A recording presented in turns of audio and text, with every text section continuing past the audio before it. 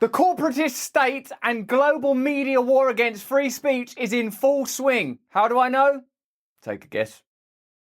Hello there, you awakening wonders. Thanks for joining me on this voyage to truth and freedom. If you're watching this anywhere other than Rumble, please join me on Rumble and consider supporting our channel, because it has become rather apparent to me that there are persecutory forces at work, and we need to ensure that we can remain connected to you no matter what. Today, of course, we're talking about events of the last week, but in particular, the collusion between big tech and government, and an apparent concerted effort by legacy media and now the state and big tech to silence independent media voices. Obviously, it's difficult for me to be entirely objective given the events of the last week, but that is what we must try to do. And thankfully, we have some incredible reporting from the Grey Zone and elsewhere, as well as being able to introduce you to the concept of the Trusted News Initiative. This is a long-standing agreement between global legacy media organizations to cooperate with one another, to corroborate one another, in order to shut down what they believe to be their true enemy, independent media voices. What do they mean by that? Do you think this is simply about business? Do you think that this is about clicks and revenue? Or do you think that there is something bigger at stake? Something of incredible ideological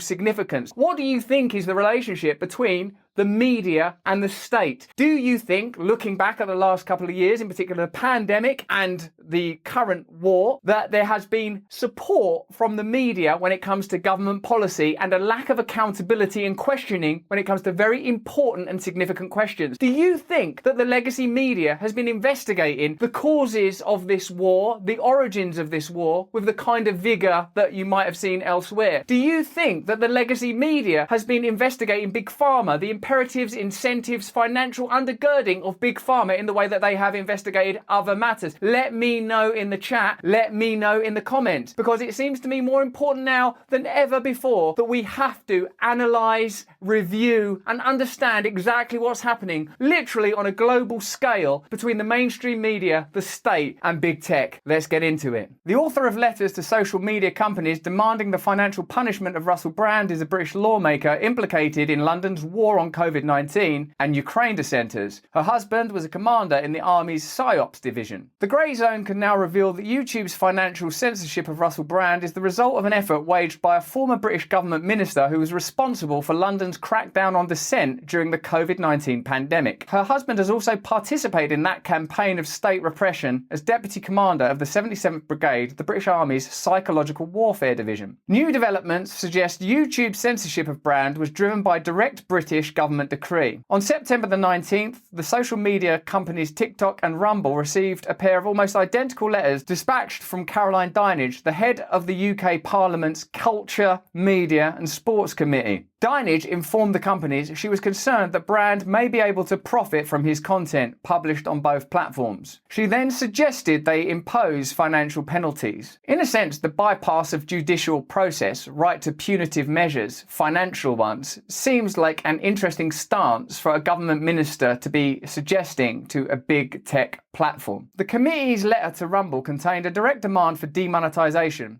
We would like to know whether Rumble intends to join YouTube in suspending Mr. Brand's ability to earn money on the platform. In a withering response to Dinenage's letter, Rumble CEO Chris Pavlovski asserted that Rumble emphatically rejects the UK Parliament's demands. This is, of course, why we are fortunate to be on Rumble. Please join us there. Please consider supporting us so that we can continue with our organisation. I'm beginning to think that our organisation is having an impact due to recent events. The CEO continued, "We regard it as deeply inappropriate and dangerous that the UK Parliament would attempt to control who is allowed to speak on our platform or earn a living from doing so." Caroline Dinenage served as the UK government's Digital and Culture Minister from February 2020 to September 2021, making her de facto chief of the Department for Culture, Media and Sports, DCMS. In this capacity, she was personally responsible for overseeing construction of the repressive World Economic Forum endorsed online safety bill, which has been criticised by rights groups for threatening the rights to free expression and privacy. For her leading role in crafting the bill, Dinenage was honoured by the Princess Royal with the title of Dame Commander of the British Empire. Moreover, during this period, the DCMS was home to the shadowy intelligence official-run Counter-Disinformation Unit, which policed COVID-19 disinformation narratives online. Investigations by the civil liberties organisation Big Brother Watch has revealed that instead of suppressing content that posed risks to public health, the CDU was preoccupied with censoring and deplatforming reasonable online criticisms of the British government's COVID-19 response, including opposition to lockdowns and vaccine passports. What we appear to be looking at here are a set of collaborating institutions that have an agenda and then pursue that agenda, even when in pursuing it they have to bypass, repress, obstruct or absolutely ignore existing judicial or regulatory bodies and protocols by moving straight to punitive measures, by bypassing judicial systems, and in particular in the event of COVID, of course, repressing true information, preventing healthy online debate. It's plain that there were narratives that were repressed during the COVID pandemic. It's plain during the ongoing Ukraine-Russia conflict that, well, for example, Russia Today are not allowed to be on most social media sites. Rumble continue to host Russia Today so that people are able to discern from themselves propaganda from truth. This, I feel, is an important component in any democracy. Let me know if you agree in the chat. According to an official fact sheet, the CDU's focus turned to the Ukraine war in 2022. Doesn't it seem odd to you that you can move from a health pandemic to a war? Aren't they quite distinct, compartmentalized issues? Doesn't it seem, therefore, that the real issue is not the subject themselves, a pandemic and how to handle that sensibly, or a war and how to handle that judiciously and correctly, but dissent itself? The ability to oppose existing narratives, the ability to begin to organise communities against establishment narratives and preferred systemic outcomes is being closed down, I would suggest, on the basis of this, rather aggressively. Let me know what you think. Dinenage's husband, Mark Lancaster, helped lead London's blitz on pandemic dissent as Deputy Commander of the British Army's 77th Brigade between June 2018 and July 2022. Specialised in behaviour and attitudinal change, which in itself seems like a strange military unit. What are we going to do about behaviour and attitudes? Mind your own business and focus on just wars?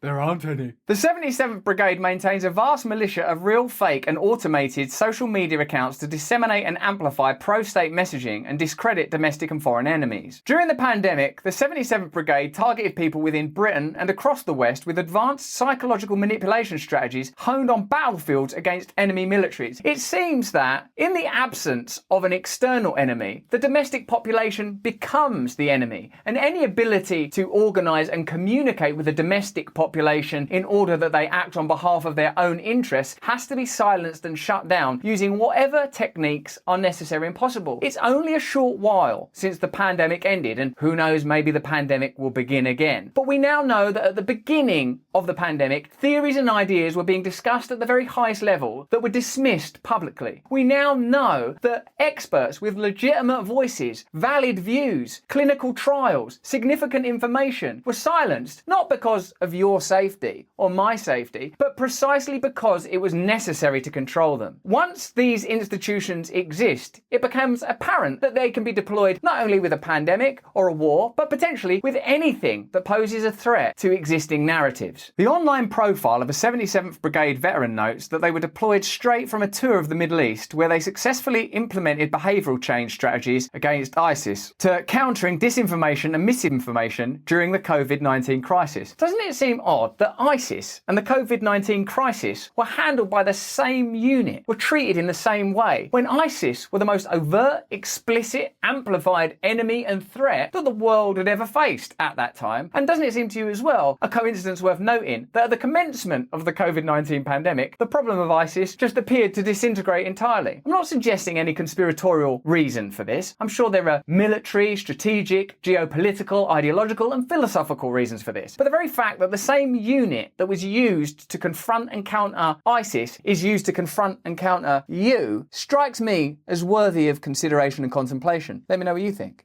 However, in January, an ex-brigade whistleblower revealed how the Ministry of Defence and RRU routinely circumvented British law to advance the government's crusade against pandemic dissent. It appears there are financial ties between Google and the person that wrote that letter. It's worth noting too that Google is a competitor to Rumble, a significant competitor, a near monopolist. How do media organizations cooperate with one another when it comes to presenting a news narrative? You will remember perhaps in particular the Joe Rogan horse medicine moment. You will recall how you saw a spate of comparable headlines from around the world using the same wording. You will perhaps recall that you never once heard, hold on a second, this is a Nobel Prize winning medicine, the inventor of which literally has a statue outside of medical organizations. A revered and significant medicine was simultaneously referred to as horse paste around the world. How does something like that happen? How does the media operate in coordination and lockstep to present a narrative that appears to be impenetrable, so immersive and absolute that it simply must be true? Well, apparently there's an organization called the Trusted News Initiative. We've said many times on our channel that when you have a word like trusted in the name of an organization, it's worth questioning whether or not you can trust them. Let's find out what the Trusted News Initiative is. In short, I can tell you that it's a collaboration between legacy media and big tech sites in order to prevent independent media voices communicating. How effective could that be? Is it possible to shut down independent media? What strategies would be deployed? How would they work together? Surely the BBC and CNN and the New York Times and various other organizations, online ones like Facebook, would have a vested interest in competing with one another. Is that true? Let's find out. In January, the chairman of the Children's Health Defense, Robert Kennedy, and other plaintiffs filed a lawsuit against the Trusted News Initiative alleging antitrust and First Amendment violations. Trusted News Initiative, launched in March 2020, is a coalition of some of the world's largest news organizations, including the Associated Press, the BBC, the Washington Post, and Reuters, who partnered with big tech with the aim of stopping the spread of misinformation. It's just a couple of weeks to stop the spread. Kennedy, CHD, and several other organizations, journalists, and individuals filed a lawsuit that these legacy news organizations partnered with big tech to collectively censor online news about COVID-19 and the 2020 presidential election that did not align with the official narratives. The result was a significant loss in visibility and revenue. It appears that apparently independent, or at least separate, news organizations are collaborating, and I hesitate to use this word, conspiring to control global news narratives in some of the most important stories in the world. Why? Well, let's explain to you that their intention, it appears, and this is explicit, and we have a quote that undergirds this claim, the explicit intention is to shut down independent media voices. The lawsuit notes that there are two categories of TNI members: legacy news organizations and big tech platforms. You will remember that there was a time where on certain platforms, for example YouTube, where we are now significantly demonetized, you used to have the sense that independent news organizations could flourish, could burgeon, could come up, could establish an audience precisely because they would report in a different way to the mainstream news media. Over time, it's become clear that whether it's on the left or the right, when it comes to significant issues, mainstream media and legacy media organizations report in the same way. I'm talking, for example, about the pandemic or about war, important defining issues. Initially, there was a point where online platforms housed independent media in a favorable way, but something appeared to change. It appears that big tech platforms and legacy media started to operate in alignment with one another. Well, why would that be? And is there any paper trail for how that happened and why that would happen? The TNI exists to, in its own words, choke off and stamp out online news reporting that the Trusted News Initiative or any of its members peremptorily deems misinformation, the lawsuit states. Choke off and stamp out independent news voices. Let me know what you think in the comments. TNI members have targeted and suppressed completely accurate online reporting by non-mainstream news publishers concerning both COVID-19 on matters including treatments, immunity, lab leak, vax injury, and lockdowns and lockdown mandates, and US elections, such as the Hunter Biden laptop story. It adds, by their own admission, members of the TNI have agreed to work together, and have in fact worked together, to exclude from the world's dominant internet platforms rival news publishers who engage in reporting that challenges and competes with TNI members, reporting on certain issues relating to COVID-19 and US politics. My objectivity has been strongly challenged over recent weeks, but I recognise that I am an insignificant individual in the scheme scheme of things. What is incredibly important is independent media. What is incredibly important is the ability to hold the establishment to account. What is incredibly important is that you have independent media that doesn't just accept government narratives, but investigates, challenges mainstream legacy media narratives and government narratives. For example, a group like the Grey Zone. It doesn't even matter where politically they might lie, on the left or the right. This is becoming increasingly irrelevant because what we are seeing is the rise of centralization and authoritarianism, a desire to censor, to surveil, to control, to shut down dissent, and to deprive people of the option of meaningful political alternatives. What we are being given is a homogenized media space that literally has an accord to agree with one another and to defy, shut down, oppress, choke out, stamp on independent media voices. Why is that? Well, one might imagine is because they are in absolute alignment with centralist state and globalist elite dictates, and they simply don't want opposing voices out there. Because if there are opposing voices out there, then we have an alternative. We have an alternative view. We have the ability to oppose their agenda. Once independent voices are stamped out, then all you have are legacy media outlets who already agree with one another and already agree with the corporatist state. That means there will be no opposition. There will be no dissent. While the Trusted News Initiative publicly purports to be a self-appointed truth police, and that's not really the way to appoint police, is it? Who should be the police? Me?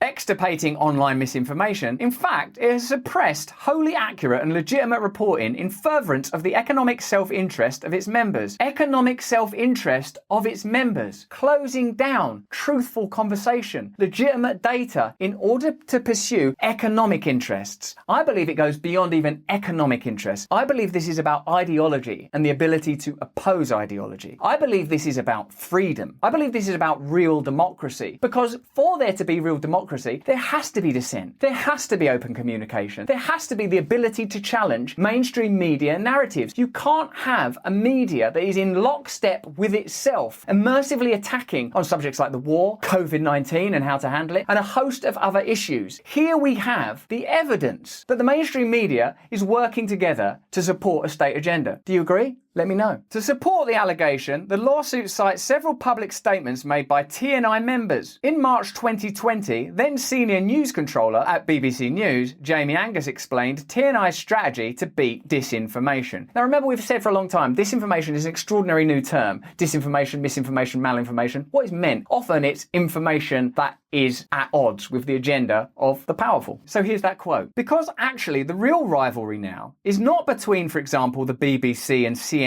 globally. It's actually between all trusted news providers, trusted means members of this cartel, trusted news providers, and a tidal wave of unchecked reporting, uncensored reporting, that's being piped out mainly through digital platforms, independent media like this. That's the real competition now in the digital media world. Of course, organisations will always compete against one another for audiences, but the existential threat, I think, is that overall breakdown in trust, so that trusted news organisations lose in the long term if audiences just abandon the idea of a relationship of trust with news organisations. To watch the rest of this video, please click the link in your description. It's absolutely vital now that you join us on Rumble. If you can support our channel, please do. It's become evident that this is a real necessity more than ever before. Join us over there, and if you can, please stay free.